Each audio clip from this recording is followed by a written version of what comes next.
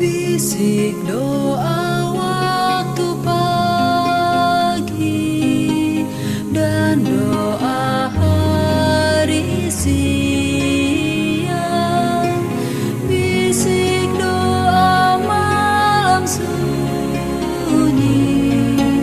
agar hatimu senang. Salam sejahtera untuk kita semua, Shalom. Waktu yang indah ini mari kita siapkan hati dan pikiran kita. Kita akan merenungkan kebenaran firman Tuhan. Sebelumnya mari kita berdoa. Bapa di sorga, kebutuhan kami yang terbesar saat ini ialah hadirnya kuasa Roh Kudus-Mu. Terangi hati dan pikiran kami, agar setiap firman yang akan kami baca dan renungkan, kami boleh pahami. Di dalam nama Yesus, nama yang indah, kami selalu berdoa dan mengucap syukur. Amin. Renungan hari ini berjudul Tahun-tahun emas. Cobalah momen-momen emas. Ayat inti Mazmur 71 ayat 17 dan 18. Ya Allah, Engkau telah mengajar aku sejak kecilku, dan sampai sekarang aku memberitakan perbuatan-Mu yang ajaib. Juga sampai masa tuaku dan putih rambutku, ya Allah, janganlah meninggalkan aku. Beberapa tahun lalu, saya menerima tanpa ragu istilah tahun-tahun emas untuk menggambarkan waktu setelah pensiun. Saya tidak menyadari bahwa itu adalah sebuah sindiran halus. Sama seperti mayoritas masyarakat kita, saya tidak tertarik untuk mempertimbangkan seperti apa kehidupan masa tua atau diri sendiri menjadi tua. Beberapa bulan yang lalu, saya bertanya kepada seorang teman yang berusia 80-an tahun, "Apa kabar?" Dia menjawab sambil tersenyum ramah, "Saya merasakan usia saya." Ketika mengunjungi seorang wanita di rumah sakit, saya memberi isyarat bahwa saya tertarik untuk mengetahui berapa usianya. "Ya, umur hanyalah angka dan umur saya tidak terdaftar," jawabnya dengan bijak. Bahasa kita kekurangan kata-kata yang cukup untuk menggambarkan usia tua.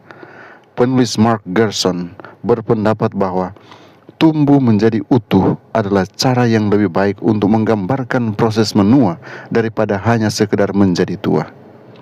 Rohani manusia adalah pusatnya, bukan tubuh. Masa emas mungkin terjadi di masa pensiun bagi mereka yang berhasil bertahan dengan awet muda. Namun, bagi mereka yang kehilangan kesehatan, perjuangan untuk menikmati masa emas bisa terasa seperti menaiki tanjakan yang curam. Bagaimana mungkin memiliki waktu emas ketika Anda tidak dapat mendengar atau didengarkan? Bagaimana mungkin menikmati masa emas ketika Anda harus bergantung pada orang lain untuk setiap hal yang Anda lakukan? Saya menemukan sebagian jawabannya ketika membaca 2 Korintus pasal 4 ayat 16 dengan pandangan yang baru. Meskipun manusia lahiriah kami semakin merosot, namun manusia batinia kami dibaharui dari sehari ke sehari. Inilah yang dimaksudkan oleh Mark Gerson ketika dia menyarankan istilah tumbuh menjadi utuh. Saya menulis di jurnal saya hari itu, "Tuhan, beri saya rahmat untuk tidak berbicara tentang berkurangnya fungsi tubuh dalam kehidupan saya. Biarlah saya berkonsentrasi pada pertumbuhan jiwa saya dan bukan pada kemerosotan tubuh saya. Biarlah saya fokus pada pengalaman-pengalaman kasih karunia baru untuk dibagikan kepada orang lain. Biarlah saya menerima perubahan tampilan fisik dan hidup sedemikian rupa untuk meminimalkan kerusakannya." Sambil mengingat bahwa beberapa hal hanya terasa canggung dan tidak nyaman, biarlah saya menemukan orang untuk berbagi sikap ini. Biarlah saya meminta belas kasihan-Mu dalam berurusan dengan orang lain. Biarlah saya tidak mengecilkan rasa sakit dan penderitaan mereka, tetapi mengingatkan mereka pada Dia yang akan memberi mereka rahmat untuk hidup mengatasi tubuh mereka yang menua. Dan biarlah saya bertekad untuk berbuat lebih banyak demi menghadirkan momen-momen emas dalam kehidupan orang lain, khususnya orang tua yang sering sakit dan kesepian.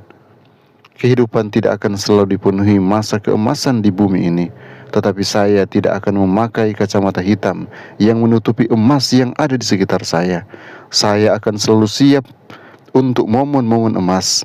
Kenali dan klaim itu, lalu ambil keputusan untuk membagikannya kepada orang lain.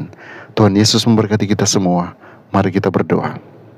Bapa di sorga, terima kasih untuk waktu yang istimewa di mana kami boleh merenungkan kebenaran firman-Mu yang akan menolong kami menghargai waktu-waktu yang ada di depan kami, karena kami tahu waktu di depan kami adalah emas.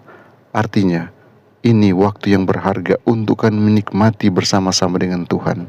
Untuk itu kami serahkan hidup kami ke dalam tangan-Mu. Kami menyerahkan semua rencana kami ke dalam tangan-Mu. Bahkan Engkau akan menolong kami, membawa kami kepada kesuksesan. Hari ini kami akan lalu dengan sukacita, dengan keyakinan Tuhan beserta kami. Tuhan membawa kami kepada kemenangan dan kemenangan. Karena hamba berdoa hanya dalam nama Yesus Tuhan dan Juru Selamat kami. Amin.